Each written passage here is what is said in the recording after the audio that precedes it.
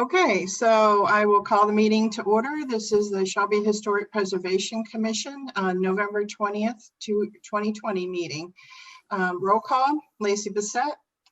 Present. Pat Carlisle. Here.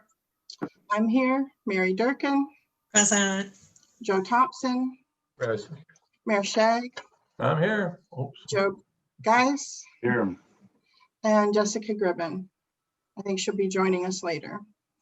So we've established a quorum. Oh, our guest today is Nathan Bevel. He's from the State Historic Preservation Office, and he'll be speaking in just a minute. Any additions or changes to the order of the agenda? Hearing none, we'll move forward. Motion to approve the October 16th, 2020 digital and written minutes. I'll move that we approve them. Thank you. We have a motion. Second. I'll second. Thank you. I'm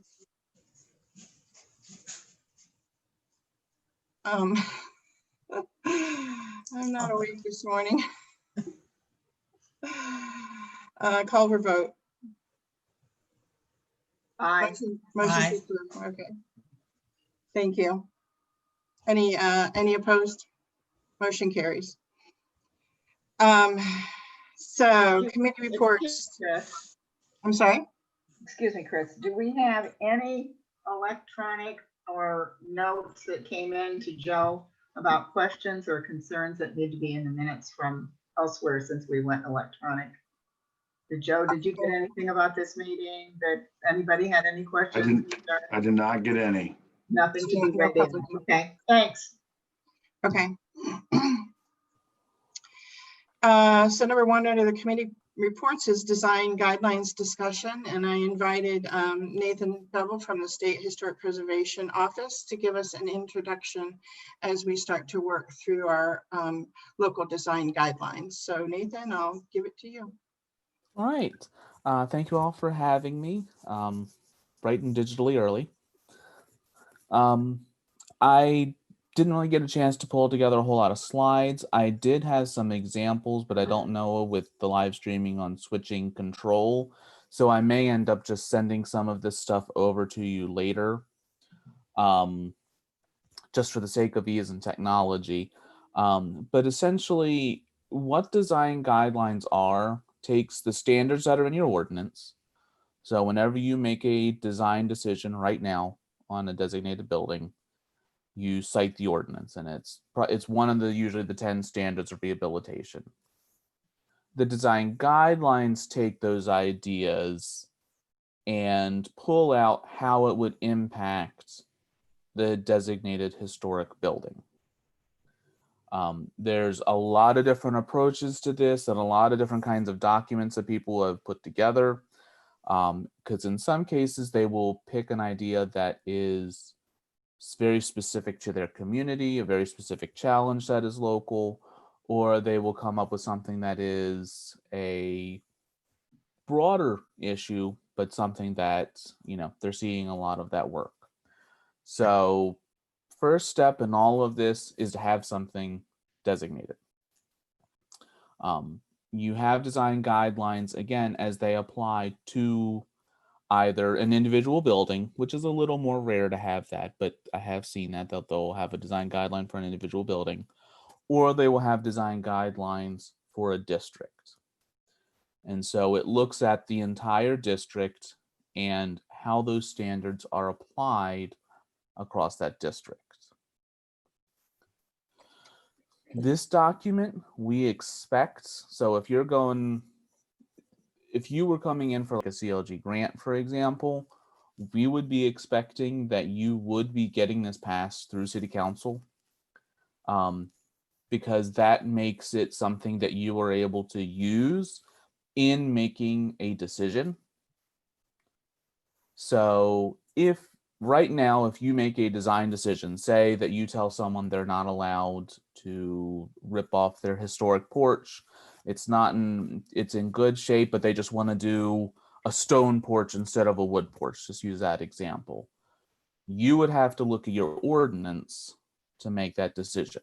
So you'd say, this is a false sense of history. This isn't the type of porch this building would have had. It's repair rather than replace anything that's historic. So it's in violation of that standard or that section of the ordinance.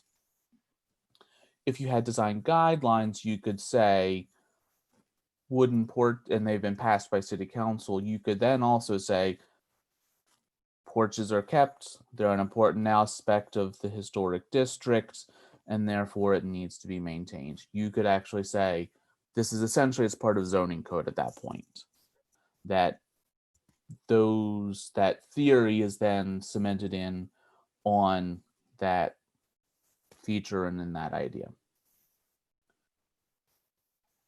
So the guidelines are guidance, but they lay out how the commission views through the standards changes to that building or to that historic district.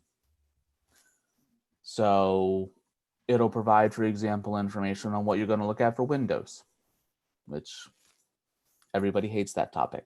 So having more information on it is usually pretty helpful so people know what to expect. If you're going to look at siding, so we've had a lot of people who are like, I want to have cement fiberboard siding on my wood house. I don't want to paint anymore. And the design guidelines would say why that would potentially be a problem. Simply because it may not be suitable for the house. It may actually cause structural issues, but also giving information on why that's not materially compatible to the historic house itself. So it goes through all of those different materials, all those different ideas, and kind of codifies them so people can easily access them, read them, and understand what they're expecting. Some guidelines are externally written, as I call it, which means they are meant to be what the people, so it means that it's almost like a homeowner guide or a building owner guide. Others are a little bit more technical, and it's a little bit more for what the commission wants. So you would have to make most of them, they tread a fine line balance between those two items. You have to decide if you're writing them what you want to have on that. So if you're looking to have a lot more of that information, or if you want more that it's how do you take care of your historic building information for a property owner.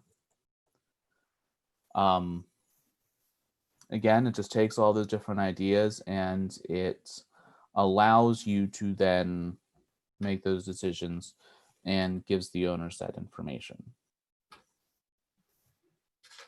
So that's it in a nutshell. You get them written, get them through council, and then you can make that decision based on those. And does anyone have questions now for Nathan? Yes. Pat?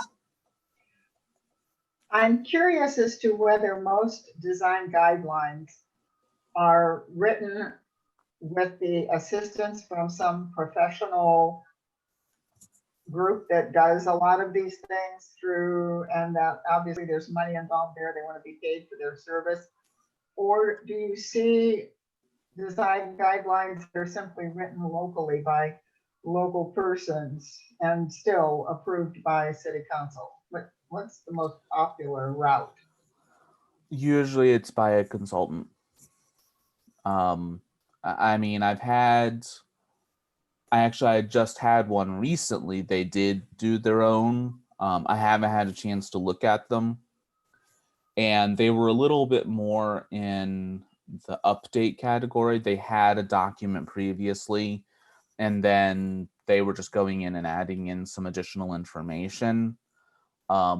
Sometimes that can be a much more difficult thing.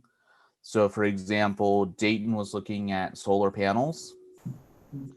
And, on the one hand, it's kind of an easy thing, make it less visible and all of those things. But they also had a lot of political pressure because the city was pushing to do more sustainability. And sometimes the consultant can help with more creative ideas on where to place things and how to work through some of those issues that may come up. And quite frankly, I mean, it doesn't have to look pretty, but you do want to try and have some level of graphic information. And sometimes just for an individual person, that can be pretty difficult to pull off. People just, you have the two different people. Some people can sit there and hear what 20 feet looks like and knows exactly what that means. Or you have someone like me where I'm like 20 feet, I'm like, I don't know what that is off the top of my head. It's a little ways, I can't visualize that incredibly easily. So it helps when especially when you're talking like scale and massing, how is that going to look on that? If you're talking about you're putting a new infill building in, what does that actually mean when it looks like when you look at a streetscape? So sometimes that graphic element is difficult. So what happens when something comes up like solar panels that aren't mentioned in your design guidelines? In other words, your guidelines are silent on a particular situation. And certainly we are not fortune tellers. We can't tell what the future is going to be. So what do we do, and what's the advice if our guidelines are silent on something that comes before us? No matter what, you then default to your ordinance. Your ordinance, no matter what, is ultimately the basis of that decision. All the design guidelines are rooted in that ordinance. They are just providing some guidance and guidelines based on those initial standards or ordinance language. So you could look at others, you could not cite them, but that is why having access and looking at other communities is a good idea also. Just so you know where that is coming in. But generally at the end of the day, it's you making your own design review decision based on what your ordinance says. However that may be. So our ordinance right now it says that we use the Secretary of Interior's standards. So that's what we do. Okay. Yes. So you have those 10 standards and everything would be based on those. Okay. So if you were doing it now, technically it's looking at the ordinance and whatever particular language it is, and then you would actually cite that. Okay. And I did look at the CLG grant, and they do require that if we have someone in our group already that has a graduate degree in history or architecture or whatever, there were several different historical architecture, either graduate degree or a bachelor's degree plus some full-time experience. So Lacey has an archaeological degree, but I don't know that we could use her for design guidelines, though, could we? For the grant, I don't know. That honestly, using that would be, looking at architecture is a lot different than archaeology. They're kind of in the same boat together,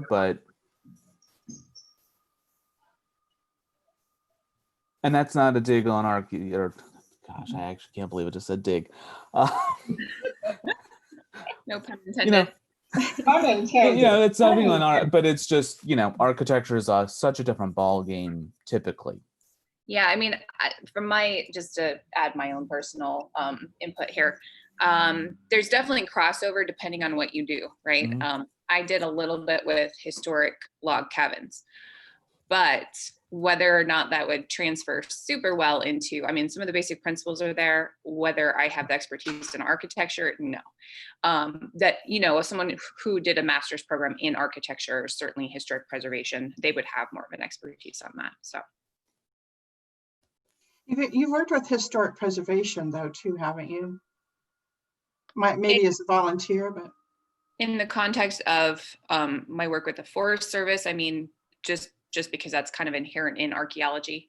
And then some volunteer work with a historic preservation organization in Utah as well. Yeah.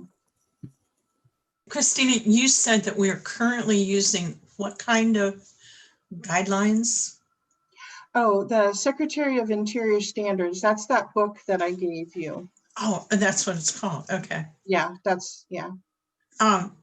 Is, when you have an ordinance, normally it has to refer to a Ohio Revised Code. These things that we're using now, they're kind of, to me, in my mind, like Ohio Revised Code. So they would they always hold true over any guidelines that we wrote? If you are getting guidelines, especially if you're getting a grant, we're reviewing them. They will be in conformance with the guidelines. Okay. Okay. Anything you're producing should be in conformance with those guidelines. Just that's by their very nature. That's usually the requirement, because that's one, that's just not great preservation practice. Two, that opens you up to a lawsuit if you have a design guideline Right. That's what I section was, that that's what I directly was- violates your ordinance. It's not really gonna, shouldn't be an issue. But Okay, then my other question, Nathan, you referred to zoning codes at one point in time. This wouldn't be part of any zoning codes, right? Because zoning codes are really land use. it depends. I say zoning code only because it's different ways to think about the same difference. Ironically, I know Houston is actually going through this on whether preservation truly is zoning or not. That's been a fun conversation talking to some people. But I use that just to say for overlay and for passing something that is design oriented that impacts the historic buildings. True, but most zoning code, it is more land use, and this is not impacting So land these use at would all. just basically be city ordinances. Essentially, yes. It would just mean that you could legally cite this in making that decision. Now, I have one community that didn't do that. So whenever they make a decision, they just cite their ordinance. Now, they have the design guidelines, but it's really more just a handbook for property owners because they didn't go through city council.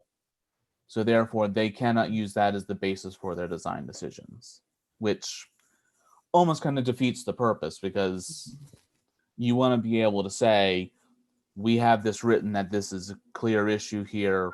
We want this taken care of in a specific way. And we still have city codes that we have to abide by. Signage comes to mind. And Joe Geis, I don't know if you want to chime in on any other codes that they have to go by. On buildings downtown, or? Yeah. Yeah, I mean, with just the normal zoning code, or if they're in the floodplain, we have floodplain regulations, so. Yeah, that too. Yeah, and as far as a grant, once we would apply for a grant, then Joe Geis is our guru who takes us through the process of how we go out and bid and how we go about the process of selecting who gets the bid and all of that kind of stuff. That's all that's his expertise for us. He's done that for us before, made sure that we followed all of the regs for what it meant. We have a grant. Now, how do we go about finding the consultant? And if you can remember way back when we had a scoring sheet where we scored all the people that sent us their choices and how they were going to go about. So Joe's the guy that I go lean on to say, don't do this and do this. This is how you go through the process to do that. But that's after we get a grant. Her first part is to get through Nathan and his group with a grant. That's the first thing. So yeah. And Joe knows too that our building codes, zoning codes, whatever, that are city, and that's a nice big long list of things to look at, Mary, online. that historic preservation, as we're kind of using it here, is an overlay. It's sort of in addition to. So somebody comes to Joe and they want a permit to do this, that, or the other thing. And the first thing he does is look to see if it's a historic structure. And then he tells them they have to come through us for a certificate of appropriateness first. And then they go to him for whatever else they need to do with their project. So it's worked out really well so far, even though we don't have design guidelines and we're using the Secretary of Interior standards, but so far it's worked. Okay, any other questions for Nathan?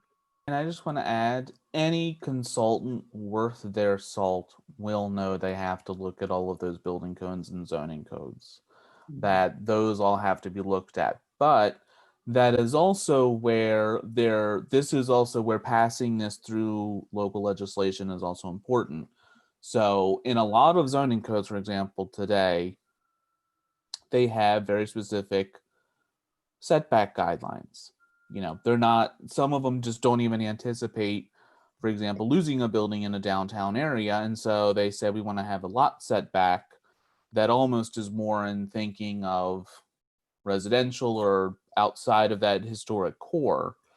And so the design guidelines would then almost in that kind of an instance, because it's a design, you know, that's passing it through, that would be superseding that requirement. So if it said, you know, you have to have a 30-foot setback from the street for a historic build, for most typical buildings, this would say in this overlay zone, it's a 0 lot line. It goes straight to the sidewalk. Mm-hmm. So it's working through that, but that's also why you go and get it through council. I mean, all the city divisions, departments, all those different organizations, they vet through these things. So, Okay. Any other questions? Mm-hmm. Yes, in our preservation plan, which we thank you very much for approving a grant that helped us go through our preservation planning. In the preservation plan, we talk about perhaps expanding the historic district, adding other buildings to it, or even creating another district in another part of town that is historic, that was not looked at originally. Our central district is downtown, but there's some things elsewhere in town that are very historic. So it talks about doing that. So when we do design guidelines, we have to consider the fact that maybe there'll be sometime down the road when we might add some buildings to the central district or add a whole nother district somewhere. What shall we be careful of there? so right now, what you would be doing design guidelines for is what is currently locally designated. And I'm not sure what is it. I think it's the downtown core is currently locally designated. Yeah, well, we've locally designated some other places just recently. We have one on our agenda today. So this is where the decision is on whether you want to look. Usually design guidelines only come after that local designation. Only because the design guidelines reference what is significant about those properties. So one of the examples I actually use is Louisville, Kentucky. They do very district-specific guidelines. Actually, so does Cincinnati. But Louisville does a really particular job in that they call out in the guidelines, these are the character-defining features of historic buildings within this district. And then it lists what those are, and then the guidelines then react to that.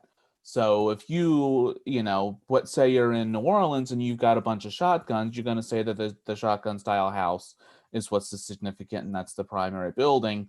Well, sitting there and talking about a 3-story Italianate commercial building like most Main Street downtowns, that's not going to help them. And so sometimes that's the same case if you have a commercial district set of guidelines, you know, it may not apply to the residential. So you would have to decide is it mixed? Are you going to have design guidelines that, when you look at the residential area, how varied is it? You could potentially do a set of guidelines that's essentially, commercial and residential. You could do them together and just say that, those apply when those buildings are designated. If things are a little bit more separate, so I think it's up in Massillon, for example, they had a district they were looking at that was, I don't remember if it was during the war or post-war brick construction. Very modernist style, which is going to have a whole lot of different issues than your typical, late 19th century, early 20th century historic district of just residential houses and even the commercial district. So that district would actually get its own set of design guidelines potentially. So it depends. If you were doing it, if you know roughly, if everything kind of falls within a certain area, you could anticipate that. And even if you don't have a lot of buildings of that, you could do like a residential section and a commercial section if it's going to cover most of those bases. If you only have like 2 houses, for example, though, the guidelines may primarily cover the commercial district. And then down the line, you may look to create a separate set of design guidelines that look at residential. Or residential-like, because if you have one of those strips of houses that are turned into offices, they fall into that same category of what the house is going to be, that historic character. And I should clarify that we only have 2 properties locally designated right now.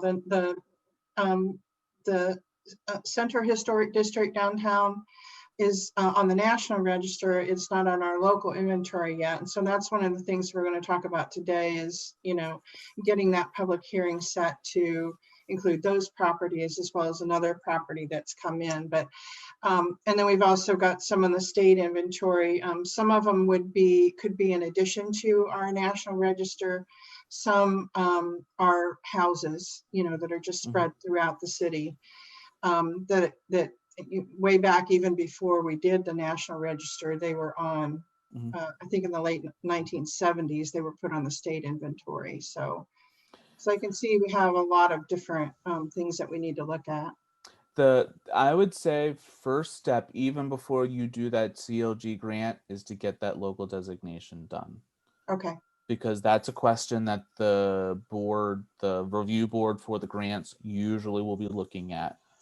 What is locally designated? What are we, what is that area? What are these therefore referring to? I've seen some people that have tried to do it the other way around.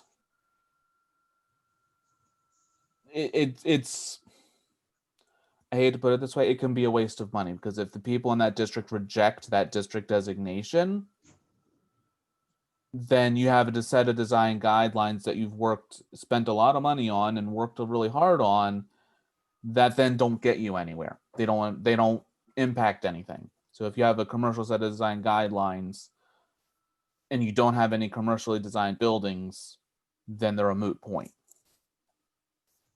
So you need to have the guideline. So it's the designation must come first. So then you can say, you can tell them and rough draft out what you're looking at and look at other communities and just say, here's some examples. This is what we're looking at for what you can expect. But, they should understand that you're being financial stewards and saying, we're not going to expend a lot of money even getting a grant for it if it's not going to work. That's a very good point. Thank you. So am I understanding you correctly, Nathan? As far as doing locally designated spots, let's say we've done 2 that were very worthy of being designated. One actually sits almost in the district, the downtown district, and the other one is outside of it, but very much worthy of being designated. If we're going about designating sort of spot places around town, should we get all of that done before we even consider guidelines? Or should we put all of that on hold? I mean, can we locally designate places after the guidelines have been approved? And then there might be something that we've got a lot of stuff around here, Yeah. Nathan, that is very historic. And we talked about that in our plan, which you will have a copy of down there. And do we need to do those things first before we do guidelines, which means Not I don't- all of it, no. I would look if I were doing guidelines right now and you're doing the spot version, if you are doing are you looking also to do the spot version also for the downtown core? Is that kind of how things are, you're anticipating how that's going to go, that overall in the city, everything's going to be that individual building designation? Well, one of the things that has overlapped with us is we've been approached by the CIC, the Community Improvement Corporation, about doing, oh, come on, help me out here, where you need an anchor building that is historic, and then you have. Oh, the historic. Yeah, I know what you mean. Yeah, I I'm can't remember the name of it now either. To do so, it's a rehab one building, but it's essentially creating that This- TIF that does the rest of the Kind of area. tax district, it's a tax district thing, where. Yes, I know you're- what you mean. Where we Pardon? technically still have never seen any rules for that. I know, and it is, to me, I am saying until there is more professional, solid rules out there about those kinds of districts. I mean, yeah, sure, they got turned on to it, but I don't think we're ready for those kinds of, I don't think the state's ready for that kind of stuff. What's the term for it? Does anybody, you're on CIC, Chris, what is the term that they use for, it becomes a tax district, but it has to have a historic anchor in it. Yeah, it's an acronym, it's Is it opportunity zone? No. No. redevelopment zone or something like that. Yeah, There's- I'm on the right there's track. a- It's a redevelopment, something or other. Okay, yeah. Anyway, the same group, a professional consultant worked with the CIC to develop an economic plan. And in that economic plan, they encourage them to develop these downtown revitalization groups. But it only has to have a building and historic to anchor it. Yes. So they could do one like our library is not in the central district, but it could be the anchor for an economic development district. And et cetera. And so I think you're right, they're called downtown revitalization, something or other. Anyway, it's uncomfortable to me because I don't think there's enough state guidelines on this thing, or enough people have talked about it. It's happened in a couple of cities, but I I'm think just not sure. Zanesville I know went gung ho. I think they might have gone for it. But that's the only one I think I know of. Okay. So if you know more, you're better off than I am on that. Well, I've read up on it, but I'm still not comfortable with it. Yeah. So that's one thing, where whatever building you're getting involved with, I would definitely say it's a good idea to have that designation on it so they don't do something completely crazy. I mean, that's generally with preservation what you do, because sometimes with development districts you can get a little carried away. Okay. Any other questions about design guidelines? Well, thank you, Nathan. You're welcome to stay for the rest of the meeting if you want. If you have other things to do, that's fine too. But Oh, thank I you got to very get ready much. to pack up my office, so Well, I hope everything goes well for you. Stay safe. thank you. You too. Thank you Thanks. all. Night. Goodbye. Bye-bye. Bye. Okay, we'll continue on. I also sent you some design guidelines content, and that basically came from the web page. Nathan probably even wrote it. I didn't think to ask him if he did, but it's from a page on the website, on the SHPO website that talks about creating design guidelines. And Lacey and I met virtually a few weeks ago, and we kind of pulled together this document to go by. And in the interest of time, I think you've probably all read it. So I won't go through line by line, but basically we talk about general guidelines that, that we should think about as we're developing this, and then actual book contents that they talked about on that web page. And so we've kind of got an outline of the different things that should go into the design guidelines book. I really like it. There's a lot of good information. It's not all you should do this, you should do that. There's, hopefully we'll be able to put in a lot of information about what it would look like, good design guidelines that they can use, good restoration practices, that kind of thing. And then, glossary of terms, social sources for local historical references, local history. They also recommend putting things like that in there, photos, postcard collections, where to find them. And I know that the Shelby Museum has an extensive collection of photographs too. So, and then a bibliography of, other reference books that people can use in restoring or restoring their buildings. So, do you have any questions on anything on this line? Anything that you think we should add to the book contents? Well, having heard Nathan recommend us going through a consultant to develop these guidelines, this is all helpful to us to monitor what the consultant is doing and our input into what the consultant is doing, which will of course require public input. I'm wondering if we're getting the cart before the horse here. Should we not be more concerned about getting a grant to have a consultant work with us on design guidelines? Or are we indeed intending to forward ahead individually without a consultant? I think we have to decide.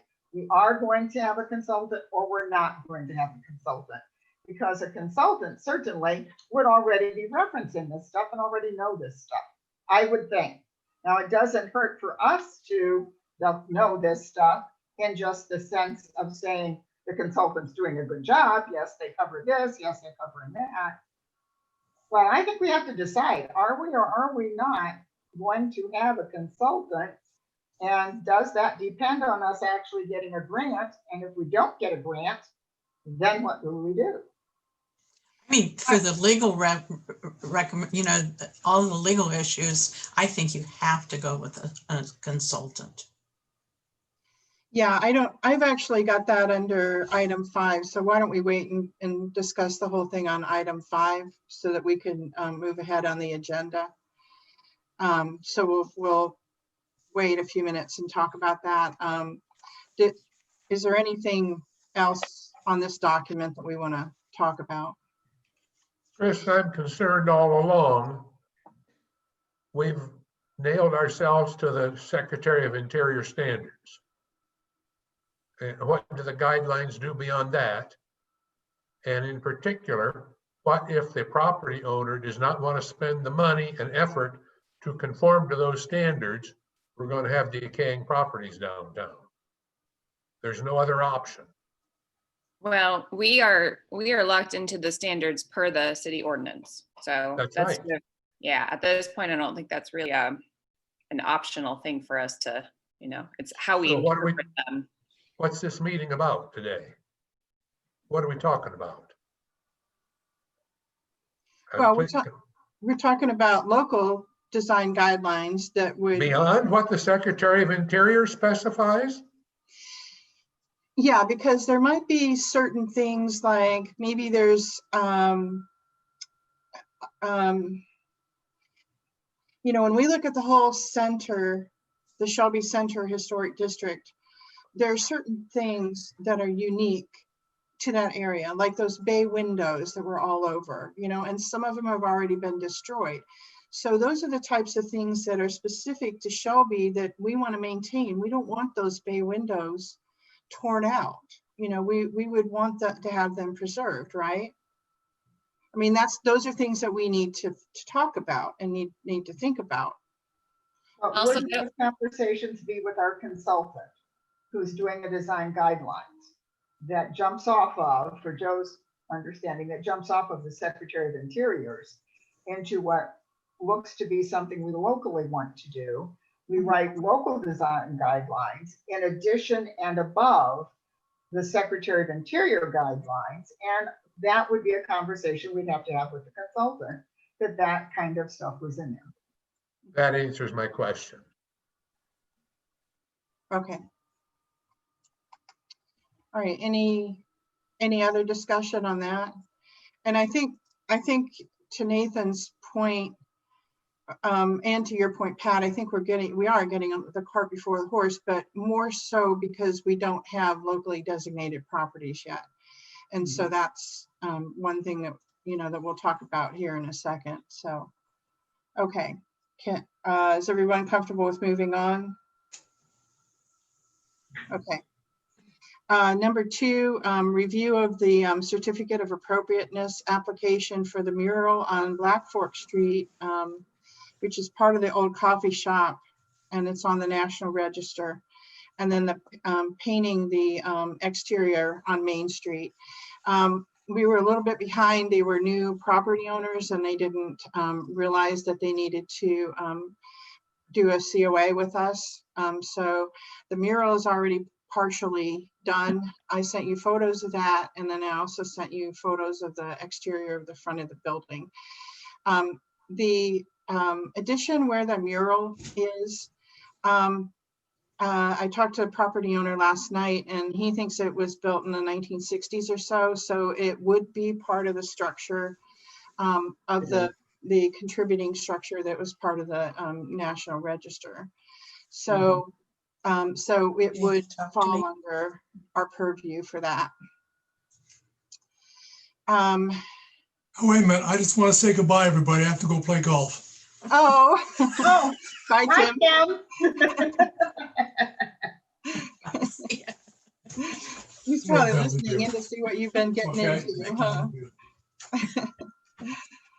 Okay, Keep him on the narrow, Mary. Keep him on the narrow. yeah. Not too many more days where he'll be able to play golf, huh? Right. Have some snow soon. So discussion on that certificate. So this certificate is not for approval of the mural. The mural's a done deal. It happened without a certificate. It was outside, it happened without our permission or with any preview. The only really thing is what they are still planning to do on the front, which faces Main Street, which is where they're wanting to change the colors to black and white. They're not talking about changing the door, the windows, or anything else on the front. Am I clear on that? It's just a matter of paint. It's Is that paint what marks, that's for the front? but are we, I don't know if I understand why you think we're not approving the mural. You can't approve something that already happened. It's kind of grandfathered. It's yeah. Okay, So you don't need to approve something that already happened. The approval needed to come to us before they started the mural. Now that they've already done it, we have no control over it. It's a done deal. I don't think that's correct, Pat. I mean, they should have come before. So in essence, if you look at the ordinance, they violated the ordinance by not going. Yeah, and I looked at the So there is- penalty section. Well, I there looked is, at the but so penalty section. do you want to penalize or do you want to, I'm sure you could approve Yes. it afterwards and say, Okay, you know, this is a learning lesson for everyone that, you know, hey, this thing came up. All right, let's take care of it. But in the future, let's do it right. well, this isn't new. This And is when I not did- new. This has happened to us before. well, and it's happened to us before because people don't know that they have historic structures. And that's on that's where- us. We need to Yeah, that's educate why them. we have to get that priority done, that people know that. Right, That's what has to happen. yeah. So, and, you know, they came to us in good faith. Once they understood that they needed to do a COA, you know, they submitted it to us. So I do think that, you know, that we do need to discuss that. Do they intend to do anything else to the mural, or is the mural finished? It's not finished. It's, there's a white section. If you look at the picture, there's a white section where he's going to put the history of Shelby in there, and he's putting Shelby bicycles, which makes me happy. He's putting a little bit about Charles Follis in there, and I'm not sure what else is going to into that little history section. I think it's nicely done, and you know, we don't have any design guidelines on murals yet, or whether we're even going to approve murals or not. And that's why I sent you the information from Galleon, just to kind of show you what other cities are doing. And the one thing that I liked about their design guidelines was that you know, it's on the side of a building, not on the front of a building like the Castamba sign would be. Now, the Castamba is not part of our historic district. If it were, we would be discussing that it's, you know, that it was painted on the front. But, you know, we're going to have this come up again, and, you know, we do need to set a standard for murals, maybe not today, but, you know, but we do need to look at it. But they, you know, like I said, they came to us in good faith. And so I think that we need to consider both the mural and the painting on the front of the building. So do we want to? The mural is not complete, so what we're really doing is approving what they're intending to do yet still with the murals. That's why the mural is on here, because they're Okay. still wanting to do things with it. Okay.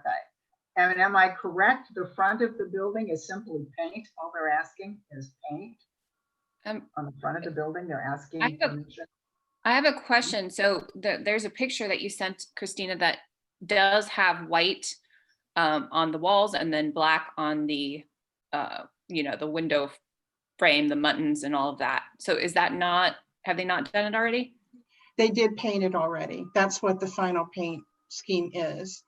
Ah, And, you know, I guess there's a question on that too. You know, is it, I mean, honestly, the front of that building is almost mid-century modern rather than, you know, an older architecture. Should we look at mid-century modern look? I mean, would it have looked like that?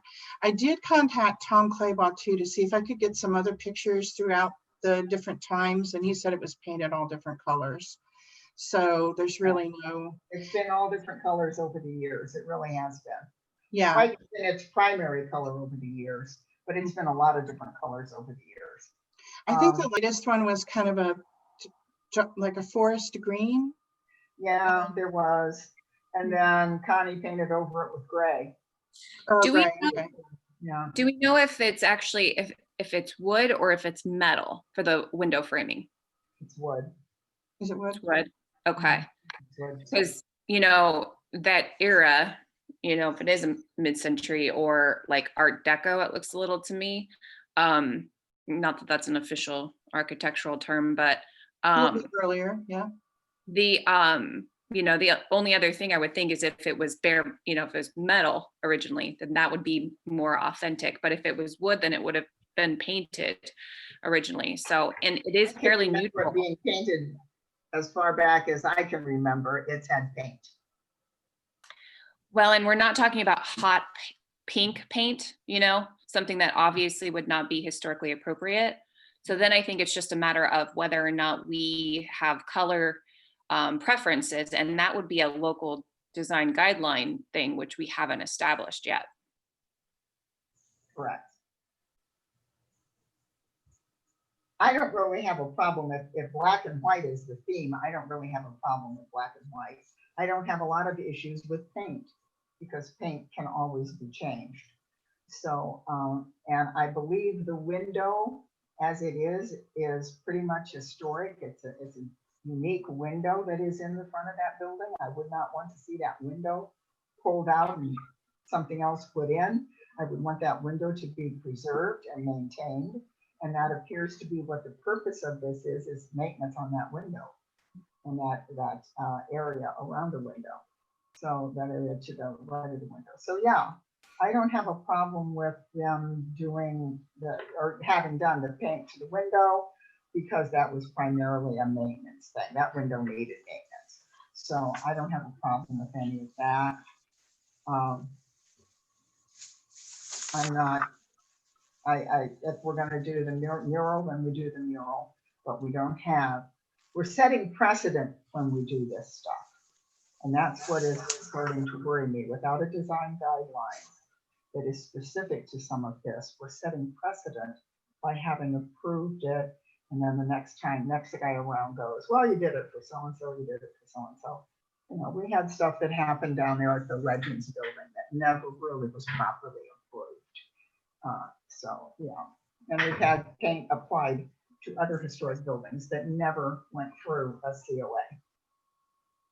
So we're trying to figure this out. Well, I I mean, we do have guidelines. It's the Interior Secretary standards, but I don't think they They don't talk discuss about murals. They just talk about painting in general. and it doesn't even So discuss that much.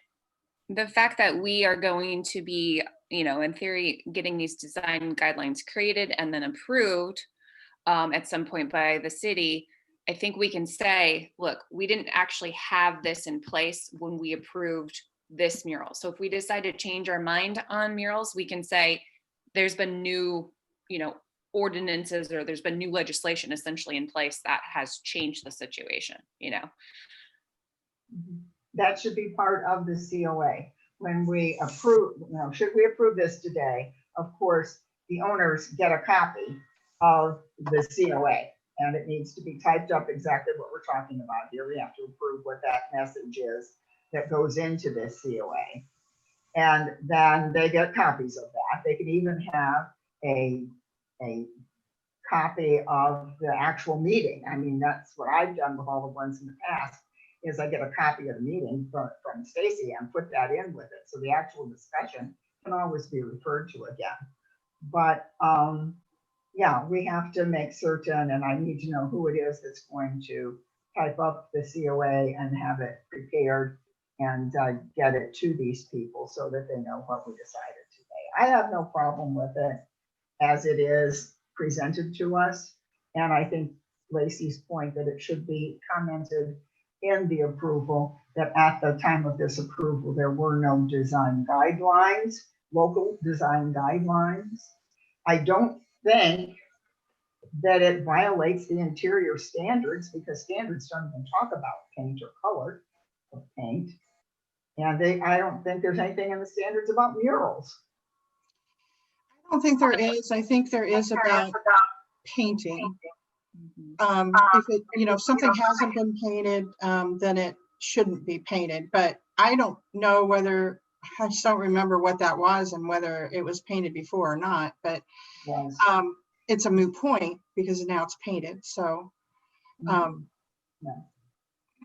Right. I think the only alternative would be if we, you know, said you have to remove the paint, which, and honestly, I don't know that era of brick, if it creates the problems with spalling, et cetera, by holding in moisture that it would with earlier brick, because the more modern brick, I think, is a little bit more resilient, but I don't know. But further, removing paint from brick, I think, can be, if you don't do it appropriately, it can be very damaging. So I kind of think we're stuck, the paint's there already.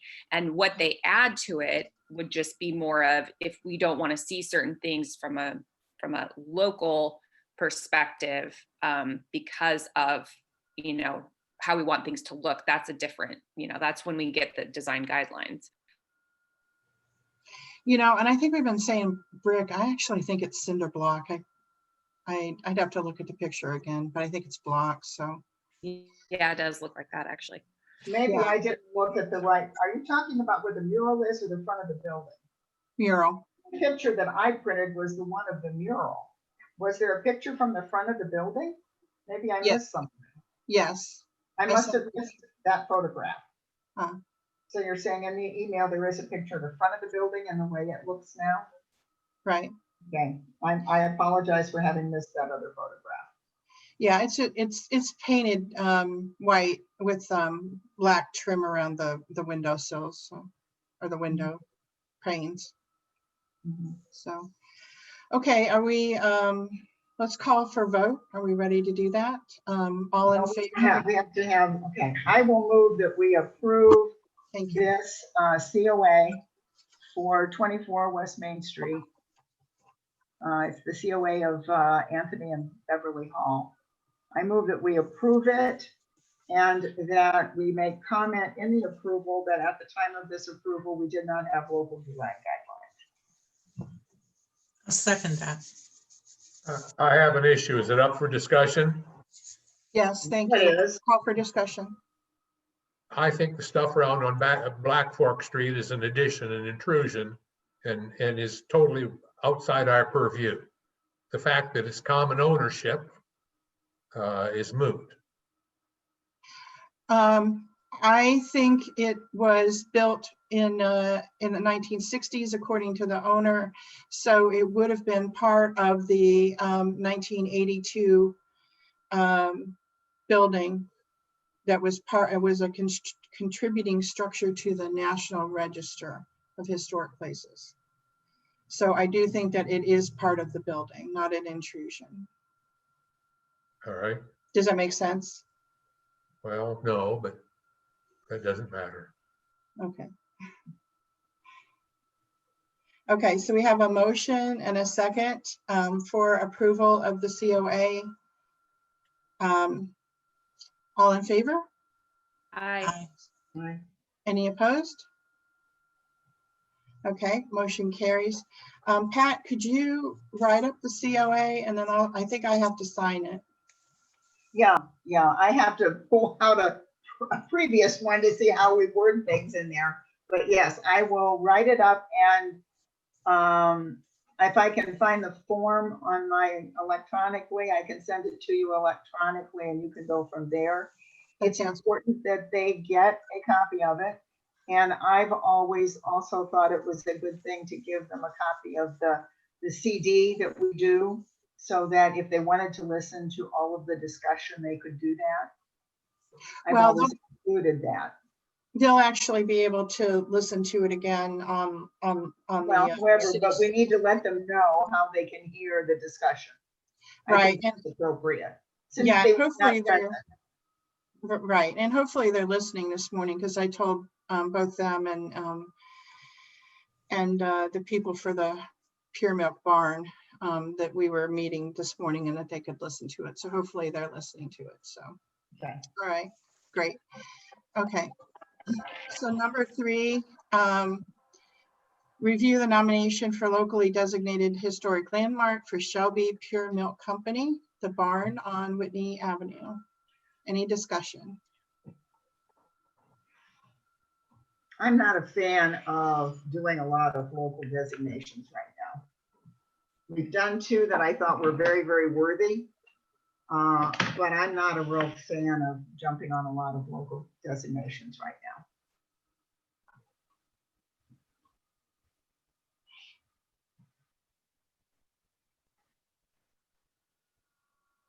now. Other comments?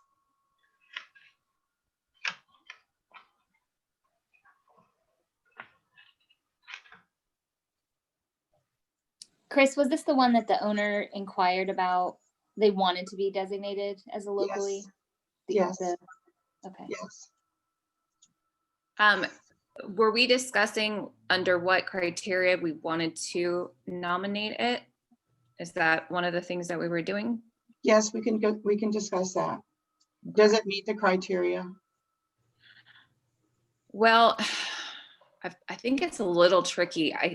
Because it seems like sometimes the criteria are interpreted a little more strictly, insofar as I'm assuming that we'd have to go from I wrote down which one it is, see the distinctive characteristics, and because it's not, even though it's important to local history, it's not like a significant figure having resided there, or a significant historical event. what is everyone else's thoughts on what we would use to qualify that? I think it was a significant part of our history. I mean, they were still delivering milk by horse, I think in the 1950s or something, by horse and wagon. And I mean, I think that that's probably unheard of by that point in most towns. It was being delivered by truck, or, you know, where you would go to a grocery store. So I mean, I think it's significant to Shelby's history. Now, to speak about, you know, whether we should be designating any other locally designated properties, I had in mind we have to get all of these National Register properties designated as local landmarks too. And what I was thinking is that if we need to give at least 30 days advance notice, we have to do a public hearing. And so really the earliest that we could do this is probably January. And I was thinking at the January meeting, we do the public hearing for both the National Register items and then this property too. So they would all be done at the same time if we choose to move this forward. But let me just clarify something. I think this is just because I've kind of had experience with other, more of a national scale register, National Register nominations. So for local designations, we are looking at more of a local history then. Is that okay? Because right. So yeah, I mean, they could then take it to the state inventory, or they could take it to the National Register. I don't know that everyone will do that. I don't know that, I just think that that they were interested because there were others that were locally nominated, and they thought, and the barn is really interesting too, because it's in the middle of a residential district, residential area too. So it's the city is kind of built around the barn. I don't know much of the history before it was actually part of Pure Milk, but it was evidently part of a farm that then the city kind of grew around. So that's kind of a unique part of it too, that there aren't too many barns in town anymore. Do they have plans for to do anything with this barn? She didn't mention any. I mean, it could use a coat of paint probably, but and she invited us to come look at it too if we'd like to at some point. So I'm looking at the ordinance. We always have to go back to the ordinance. The ordinance is 1488.05, standards for designating a landmark. And I'm looking at the items A and B. C starts to talk about cemeteries and graves and birthplaces and religious buildings and that stuff. But sections A and B, A just simply defines what a design landmark is. To qualify as a designated landmark, real property must have integrity of design, material, and workmanship, and have historic and cultural significance. Historically or culturally significant real property. It is associated with an event or events that have made a significant contribution to the broad patterns of history. It is associated with the life of a person or persons significant in the past.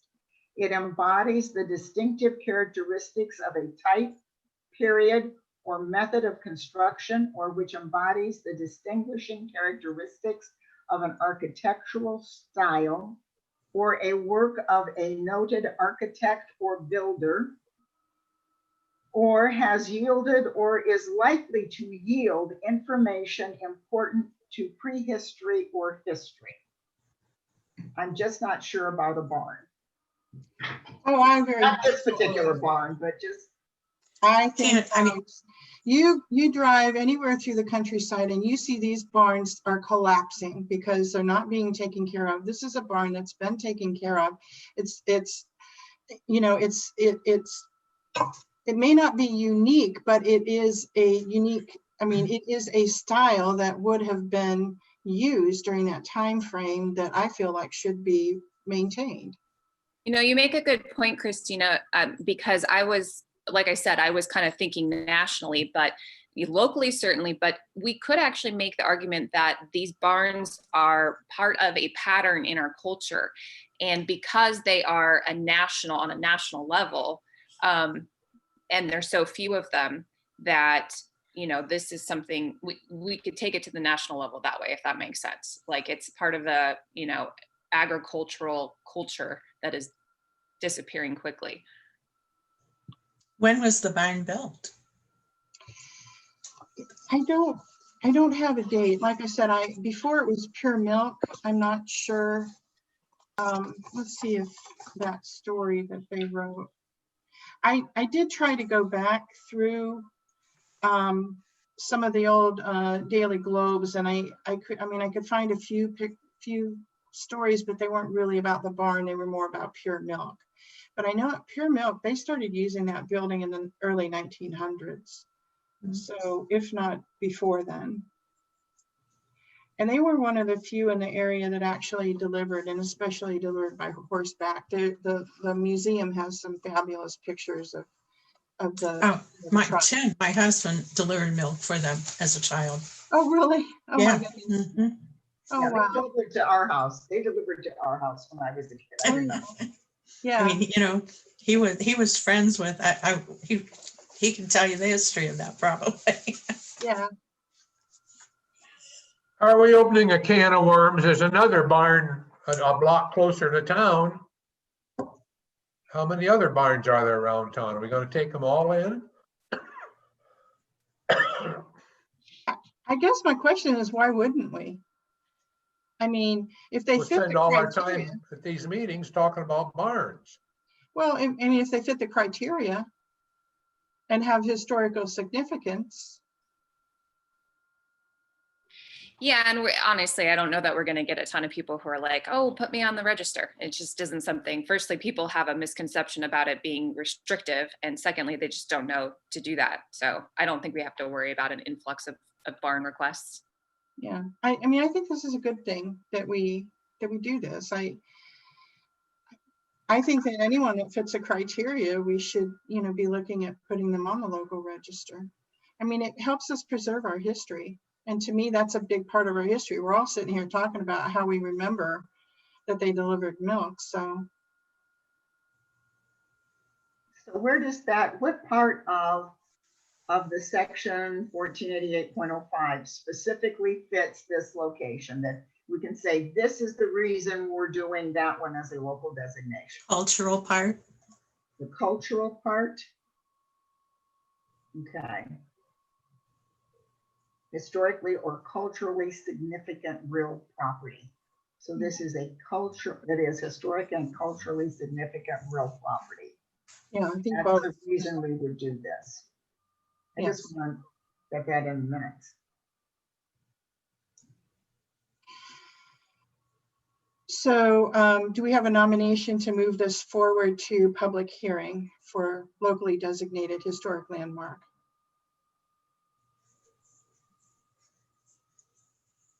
I'll motion that we move forward to public hearing. Okay, is there a second? I'll second it. Thank you. So we have a motion and a second to carry this forward to a public hearing. All in favor? Aye.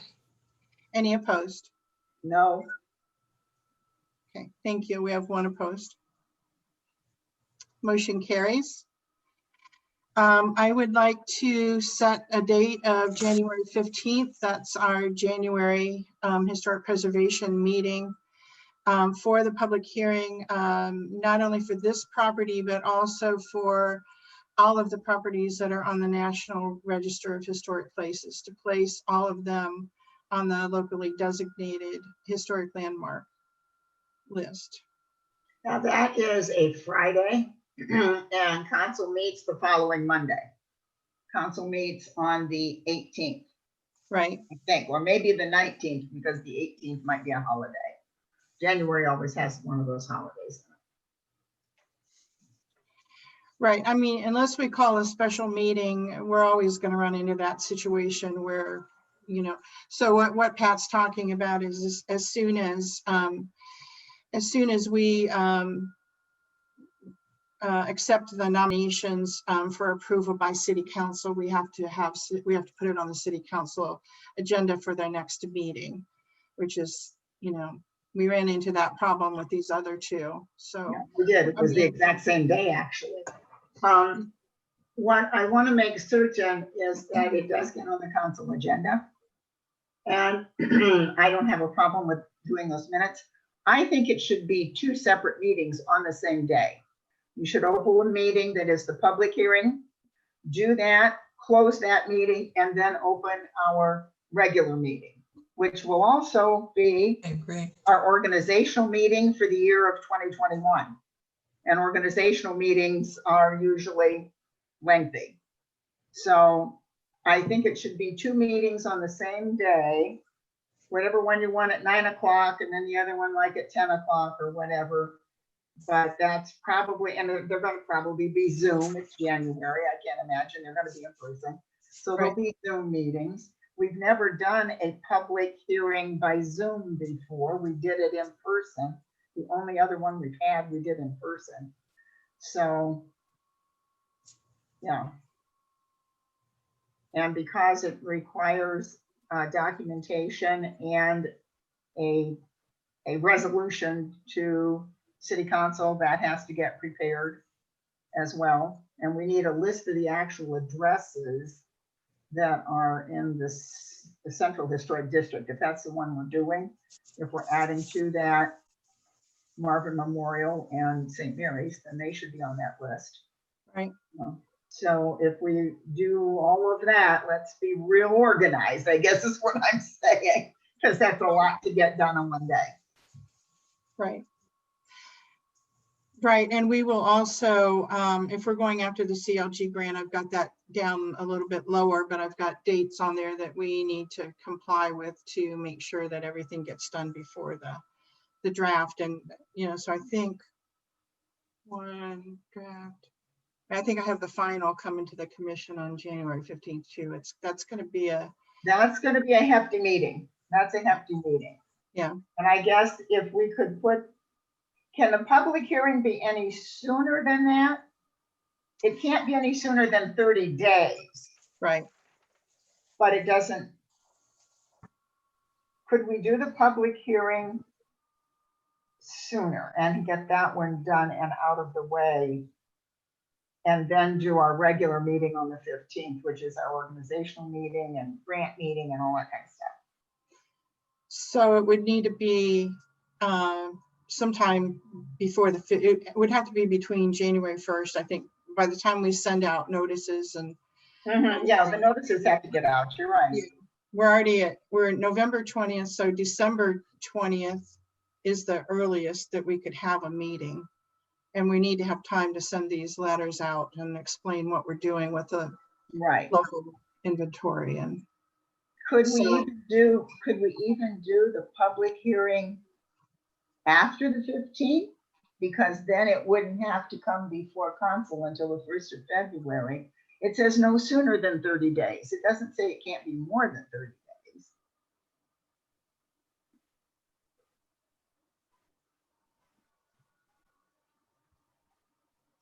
I think we need to separate the 2 meetings. I just think it's an awful lot to do in one day. Yeah, I think you're probably right. Lacey, you're working too. How would 2 different days work for you, or do you want to try and do it all in one day? I can do 2 different days. I mean, I'm fairly flexible, but I don't work, all day long every day. So I'm sure I could work it out. Okay. Do you want to keep our regular meeting as our organizational meeting on January 15th and then January 22nd? The thing that I'm worried about too is that if we're going to submit for the CLG grant, like Nathan said, we need to be able to show that we've, got a good local inventory going. So we need to make sure that we've got that done before, beginning of Okay. February, so. That's not a problem. Joe, guys, do we need permission or we need approval from council to even research for a grant or even to apply for a grant? Do they have to give us permission and a resolution to go out and apply for that grant? Does council have to do that? If you're applying for a grant, yes, but Yeah. just researching, no. Yeah, so if our intent is to actually apply for that grant, that's got to go through council as well to get permission to apply for a grant. Isn't that the one where we had the grant finished and we gave it to them and then they said, go ahead? No, it's before you even start looking, you have to have permission to go look at. You have to describe the grant to them, what you intend to do, what are some of the monies that are available, why you are wanting to go after that grant. You have to have permission to go after a grant.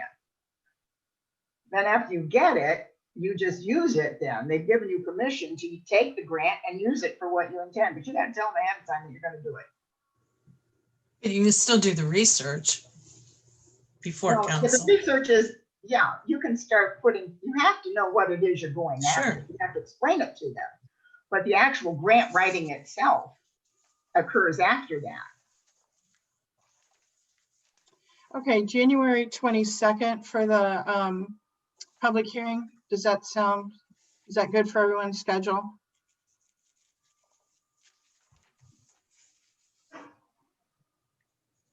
It works for me as far as I know. It works. For me. I keep my Fridays free. Okay. Joe, guys, are you okay with that to run a Zoom? Sure. Okay. And Joe Thompson, you're okay with that? I'll expire before then. Oh, that's not a good way of putting it. No, Joe, retract that. Pull that back in. I think it's called retire.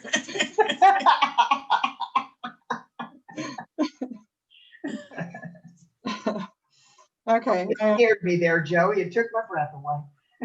Okay. All right, so we've got January 15th for our organizational meeting and then discussion about the workings of the grant and then the actually review of the grant. And then January 22nd for the public hearing. Right, I got that. Okay, so we're down to item 5 now. We need to decide the focus for the certified local government grant. I think we've been talking for the most part of making it about the design guidelines. There are some other things that would apply. Design guidelines is a priority for them, so it would be funded at 100%. Some of the other things that we might talk about doing would only be funded at 60%, I think it is. Now, careful with that, throwing that 100% out, because we had that situation occurred when we did the preservation plan, and we were functioning under that 100% concept. But then according to the funds that the federal government sends to the state, you might not get the amount that you asked for. We'd asked for 20,000, but we didn't get that. And so it says that in the description that it's 100% grant. But we found out when we went out into the ether out there and looking for possible consultants, that there were consultants who came in with figures way too high for us to consider. And even then, the consultant we went with actually went over the amount of money that the grant paid. That there was city dollars, taxpayer dollars used for that grant. So we got to be careful when we advertise it that way. Right. Discuss it that way. And any other ideas about using the CLG grant other than the design guidelines we've been talking about? I think that's the one that, I mean, isn't that one that is kind of their push this year is preservation plans and guidelines is the push. So we ought to look for the grant that is the push. I know at one point we had talked about a DRD and would still like to keep that on your radar. Maybe it's not this year, but I think that could be really, really beneficial for our building owners too, because then we could utilize, as those funds appreciate, we can utilize them for grants and loans to help the building owners with improving their buildings. So, and I think there will be some fairly significant improvements, hopefully in the next 10 years. So I'd still want to make sure that's on our radar. I think that could be a joint project with the CIC. I think there's a lot of interest in it, and it would directly help the people who own these buildings without an additional tax to them, excuse me. So I just want to make sure that stays on So this group's radar. Yeah, so Jessica, are you thinking that what is currently identified as our central historic district or center historic district would become a DRD as well? Is that what you're thinking geographically? Yes, we'd have to look at what it would look like. It has to be anchored by a historic building, so we would just have to decide what makes the most sense. But likely it would encompass the entire district, yes. Yeah, I well, can't we did imagine have it. some- Yeah, we had some conversation about that with Nathan earlier today, before you came in. There was some conversation about DRDs with Nathan Bevel earlier. Thank you. We will make a note of that. I'm pretty sure that a DRD would be, it wouldn't be 100% funded. So we would need to start talking about other money, where other money would come from. So, okay, any other discussion on that? Are we agreed that we're going to go after a CLG grant for design guidelines?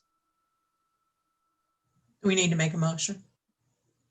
We can do it by consensus if you want.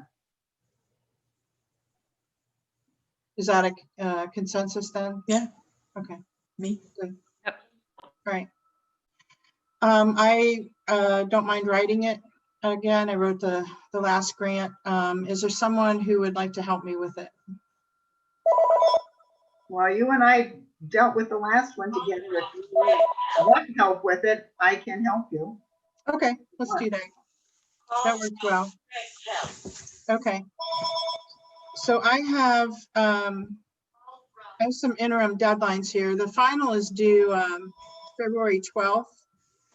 So I think that we need to have a draft to our commission by the next meeting, by December 18th. I was really hoping that I would have over Christmas to write it, but I don't think that's going to happen. So December 18th, it needs to go to SHPO for their review at some point. And Pat, I may not have these dates right. We have to send a final to the commission by January 15th for it to move forward. So that we can. SHPO looks at it twice. Don't they look at a grant twice? That's during the grant, but the application process, I think they only need to one look at it time. Okay. Well, actually, she looked at it several times because she was trying to help us with it. But yeah, I remember a whole lot of emails going back and forth with Mary Beth while we were writing that. Right. Yeah. So I think this timeline will still work.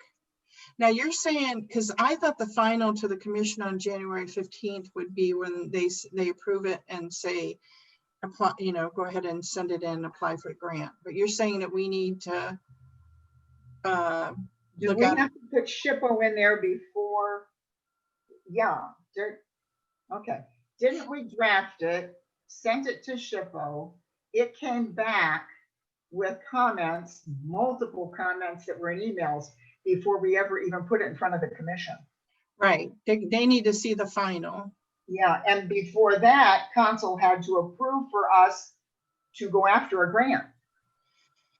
So we need to write something up for the next meeting. Next council meeting is on the 18th of December. No, wait a minute. The next Normally, council meeting they is- want the actual application of the grant with the resolution. It's not to authorize you to, they want to see the application. That's we what can I get it thought all I've together. done before. Okay. All right. So we'll get that to them by January 15th, Joe. Will that work? Council meetings, It's probably the 16th. January 4th, and then that following 18th is Martin Luther King Day. So it'll be the 19th will be the meeting. Oh, I'm sorry, I'm not right, wrong one. Yeah, the 19th. Oh, wait, I've got the council approval February 1st. Well, that's not too late, is it? Because we have to have it in by the 12th. That'd be fine, yeah. Okay, so February 1st, I'm sorry, I'm looking at the wrong date. The Okay. final to us on the 15th, and then council approve it on February 1st. Okay, all right, so I think I have these dates correct then. Okay, any other discussion on the grant? Yeah. Okay. Rich History Alliance grant update. It's due January 1st. I mean, we have the grant written, we just need to figure out when to submit it. So I'll check on that one. We've got another month on that. Inventory, Lacey and Pat, if you were able, discuss the findings for removing the demolished buildings from the state inventory and the National Register. I didn't get a chance to look at Ohio. I was going to ask Nathan about it today when I had him on.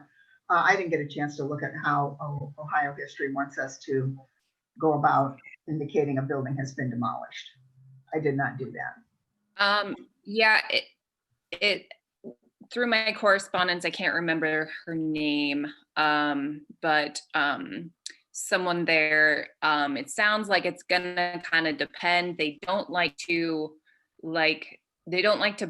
break things up too much, if possible. But it really kind of will depend, I think, on the exact circumstance, on where the property is located in the bounds of the district, et cetera. So for specifics, I think we're going to have to send that information off to them to get an update on the process. Did they ask for reason for demolition? No, it wasn't really mentioned as a consideration that they, take into account. So it's like a one-time update of our national of the central district, a one-time update of what's not there anymore. Is that the idea? Just one time, send it in?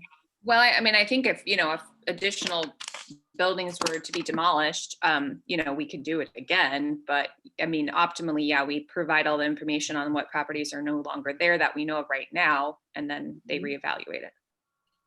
Yeah, it's just an update. I don't know what they could do, tell you to put it back. I don't think so. No, what I'm concerned about is that, that you've got the firehouse, the engine house, and the Masonic Temple on the other side of the Black Fork, and we've got buildings to the west that have all been demolished. So we want to make sure that, that we keep the buildings in the historic district and on the National Register. We don't want them to say, well, they're outside the district now. I don't think they could do that, could they? They could Lacey, I thought that's what they. Yeah, so she says there may be some redrawing if the demolitions are on the edges of the district, but we don't make donut holes in districts. Oh. So, and if there's a lot of them, it's possible that the demolitions could have enough effect on the integrity of the entire district that the whole district would be delisted, even if some properties are still standing. And then she says, although I'm not aware of that happening before. So it doesn't sound like it's a real likelihood, but it will depend on, the exact. I'm thinking it's probably 3 or more properties, and they're all on that east side. Yeah. They're all around the river. Right. So that's why I'm saying, those 2 properties that are on the other side of the river, that could be an issue. But I think I would hope that we could make a case to them that these are probably the most historic and most, most worthy, buildings of being left on that list on the register. Lacey, could you investigate a little bit further and like I don't know if there's paperwork that we start. Could we do a draft of the paperwork to start looking at it? Yeah, what she had last said is that, hold on, let me think. I'm just reviewing what she sent me. I think she's basically saying that they need to get a list of the properties, the address, et cetera, and information on when they were demolished. Because I asked for a little clarification, and that's what she came back with. So I think that's where they want us to start, is a list. Okay. Joe Geis just left. It looks like we might need to ask him for dates that buildings were demolished. I'm not quite sure if we have that. Yeah. We do have it. Okay. Yeah, he's got them all. Okay. Yeah. Lacey, could you prepare that list and then we'll see where we go from there? Yeah, check with Joe because he can tell you when they were demolished. Okay. Yep. And if- Even why. Yeah, Yeah. whether or not they were condemned. And the inventory list that's there, the ones that were demolished, I have it like in gray or something like that. So you'll know which buildings they are. Okay. You got the one on Mohican. There was one on Mohican Street that was demolished a long time ago. Yeah. And then there were the three, I believe, three on Main Street. So that'd be a total of 4. There should be either 5 or 7. Where would be the others? Seltzer Electric was one. There's a couple Oh, on yes, Gamble. I There's forgot one about on that. Gamble. So, but they're on that list, so we won't Yeah, go through them okay. right now. Yeah. And which brings us to number 8, the inventory mailing list update. Thank you to Mary because she went crazy and got all the information for us. The only thing I don't know, Mary, did you go back then and put it on the list or do I still need to? I didn't have access. I couldn't do it. Yeah, and I don't know if I went back and gave everybody access or not, but I still have your list and I'll go ahead and update it. But, Okay, I mean, I tried. right, I know. I'm gonna need to go back to the Poland building Okay. because we have new people there now, Oh, okay. All right. new lawyers. Ah, Mhm. good. Was anyone else able to work on your list? Yeah, I think I have maybe just one. I think I was working on the last one on mine. So did you say, Mary, did she do the whole list or were you just focusing on one section? I was doing that Main Street. Yeah, the section she was supposed to work on. From the vault down to Weber's Bar, Hancock Agency, I was gonna say I have a couple. insurance building, the Shaw building, the blue one. Mhm. Good.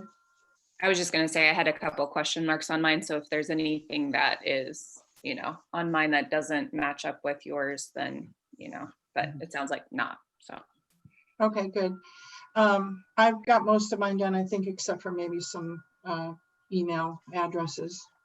Yeah, I'm trying to figure out exactly how much of the building that Jerry Roth owns, that was the old, the historic hotel that was there, the Brickley. How much of that building? It seems like there's like 2 buildings next to it, that one of them might have been an intrusion. It's the one where Alta Florist is right now. I'm not certain that building was on the list. When we went through the PowerPoint, it skipped a building, and I think that's the one it skipped. I think Either that or the one next door to it. It used to be, well, the last thing it was, it's owned now by Marissa Miller. I know who owns it now. But it seemed to me like it skipped a building. The district skipped a building there, but it wasn't listed as an intrusion per se. I think I had it. I think I had it wrong because then you mentioned that the building that was right next to Legends. It was Yeah, Sweet Dreams is part of the Brickley. Sweet Dreams was part of the Brickley building. so if that was actually part of it, then the rest of it flows in. I don't think there's any intrusions in it. Okay, all right. I think it's okay. all part. right. I can go back and look, but I'm pretty sure Yeah. that that was the way it was. Yeah, I haven't been able to figure out who actually owns where the pizza place is now. And I did not ask any questions about residency up above. And I know there are residents above the Brickway, the old Brickway. I know there's residents above Yeah. Legend. But I don't know if there are any residential spaces above any that are being used, that are occupied Mhm. from the other buildings, but I'm not sure. Gio Nino's, I thought, was owned by John Greathouse, but I'm not sure if he owned the building or just that. And I'm not sure if he Roger still Nelson. owns it. I'm sorry. Roger Nelson owns Giannino's building. Okay, thank Roger you. Nelson, there's a name I didn't get. Thank you, Jessica. Great. Okay, good. We're making headway now. At least if we have names and addresses to send to, then we can send the letter to them about the being locally designated in the public hearing. So we'll look at that and try and get that letter out in the next few weeks. I'm sorry, say again what you just said. I just took a small, I blacked out for a minute. If we have at least the names and addresses of the owners, we can start sending out the notices for public hearing. Let's see, we would need to have those out. Do we? The public hearing is for the Gina? barn, right? No, both the barn and And everything in the district. Okay, I'm sorry. I got you. so we need to have that out shortly before Christmas, and we're meeting before then. So we'll have a letter to send out for the next meeting then, so you can review it. Okay, Okay. and, okay, yeah. I was gonna ask too, what are we sending when we locally designate something? We've done 2 and now today the 3rd. What kind of official documentation do they get from the city that says they have been locally designated per approval from, and really the public hearing hasn't happened yet on the barn, so that's kind of premature. But what kind of documentation after city council said, yes, the mausoleum and yes, the bandstand are locally designated, because council had to meet and do that. What kind of stuff did they get that was official that said we're a locally designated site? What happened? Well, yeah, we should probably craft something for that. I mean, we didn't do it because the one was the bandstand, that was the city, and then the other one, John Hancock was at the meeting, so. It is something that needs to go through the council clerk's office, which is Brian Crum. It does have to be something that goes through and it comes from council clerk. The council met, that happened, and he is the clerk of council. He's not just our finance director, he is also clerk of council, and he is the keeper of public records. Okay.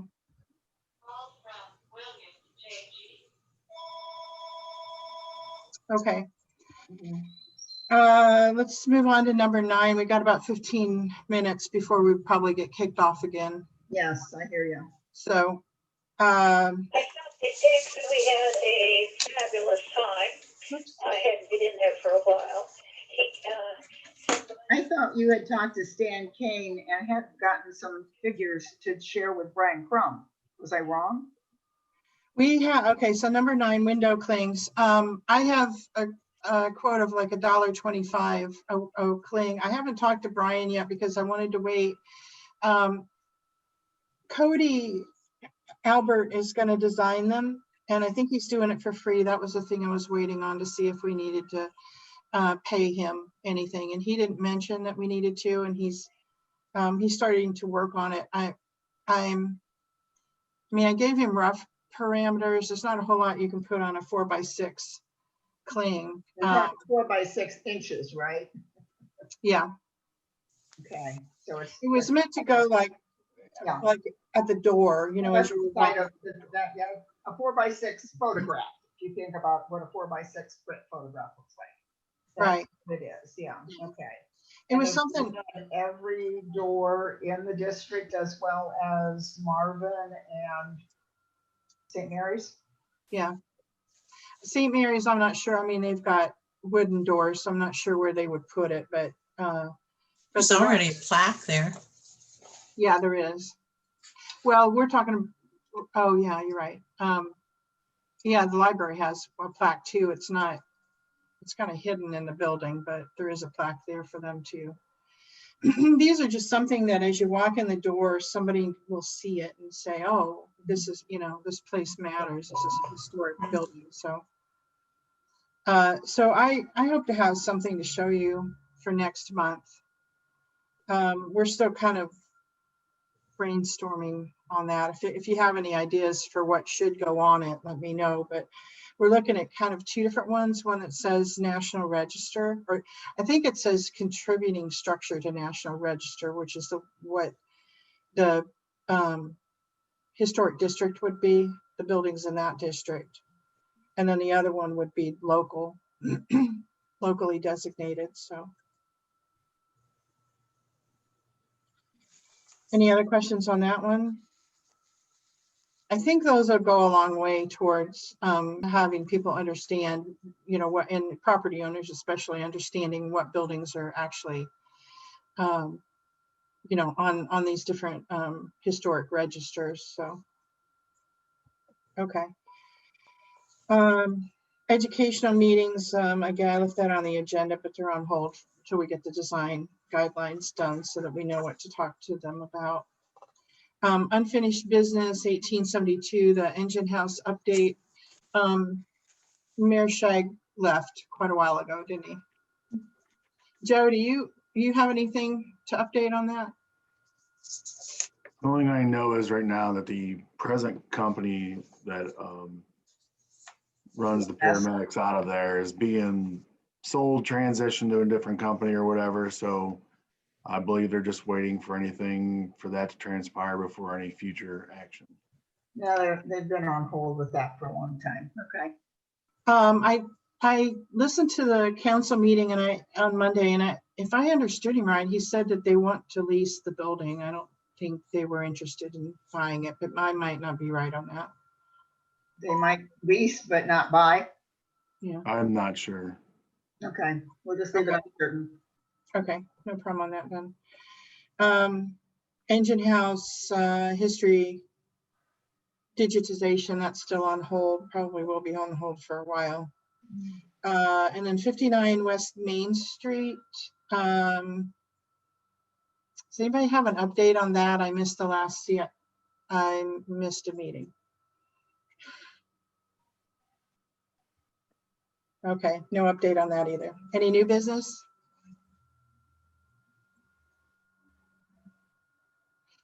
Okay, hearing none, I've got some reminders on there.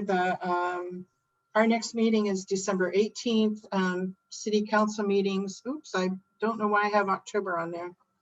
There's always one mistake, isn't there? December 7th and December 21st, I guess if that holds, 7 p.m. at the Justice Center or live stream. Any other comments?